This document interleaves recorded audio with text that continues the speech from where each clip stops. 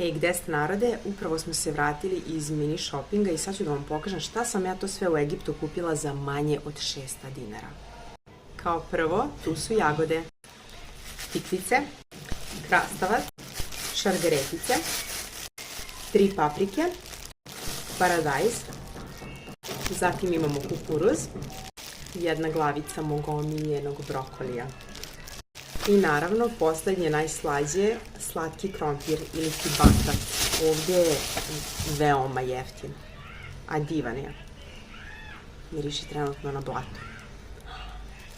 Sve je fino, sveže i veoma povoljno. Ja ne znam, ja mislim da je batat trenutno u Srbiji 500-600 dinara, što mi je prosto neverovatno, ovdje je jako jeftin.